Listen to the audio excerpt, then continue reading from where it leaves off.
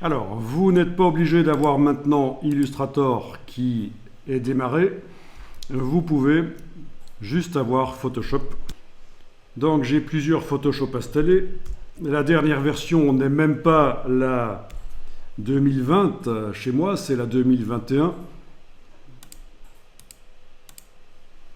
Comme vous voyez. Mais j'ai lancé la 2020. Oui, mais là, on ne voit pas. Donc, ce qu'on va voir ici ne nécessite pas du tout la dernière version de Photoshop. Ça pourrait fonctionner dans des versions même très anciennes. Très anciennes, enfin, relativement, quoi. On ne va pas remonter à 15 ou 20 ans quand même. Hein. Ok, donc Photoshop 2020. Alors, vous allez ouvrir, fichier ouvrir. Vous allez ouvrir dans le dossier des dessins au crayon seulement. Vous allez commencer par l'image 5.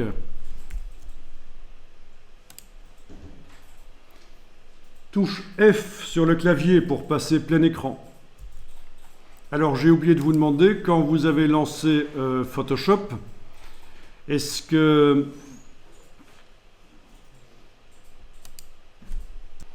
première question, et là je viens de sortir du mode plein écran.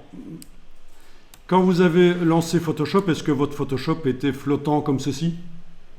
Vous arrivez à bouger? Ok, sortez aussi du mode plein écran, alors avec la touche F appuyée plusieurs fois, jusqu'à ce que vous récupériez votre Photoshop flottant comme ça. Il va falloir le rendre non flottant, ça n'est utile que quand on a plusieurs écrans. Le Photoshop flottant comme ça, on peut le faire passer sur un écran, un autre écran parmi tous les écrans sur lesquels on travaille. Mais ici, ça n'est pas utile. Donc une chose à faire, c'est menu fenêtre, aller décocher, dans le menu fenêtre, aller décocher cadre de l'application. Voilà. Et vous avez donc les éléments de Photoshop qui collent davantage au bord des fenêtres. Voilà, ce genre-là. On est d'accord, c'est ce que vous avez sur le Mac. Ok, je recommence. Touche F. Voilà, je suis passé plein écran. Donc barre d'espacement, je peux bouger le document dans la fenêtre. Alt, roulette, je peux zoomer en avant, en arrière. C'est bien. Donc c'est une image assez précise qui a été prise avec un iPhone 12 juste avant là. Et si on va dans le menu, donc elle aurait pu être prise avec un Samsung ou n'importe quoi d'autre. Je ne suis pas en train de faire la pub de Apple. Hein. Disons que c'est un appareil récent. C'est un appareil photo récent. Par contre, voilà, l'éclairage n'était pas très bon. Il y a de l'ombre. C'était une source multiple d'éclairage, donc c'était ici en fait, il y a de l'ombre qui est visible sur la droite, il y a une partie foncée, il y a des taches, donc on va voir comment s'en sortir, comment on peut nettoyer ce dessin. Au niveau du nombre de pixels, la précision, ben c'est précis. Si je vais dans le menu Image, taille de l'image, je vois qu'il y a 4000 pixels sur 3000 à peu près. Ce qui fait combien de pixels en tout dans cette image? 12 000. Eh ben non, 12 millions.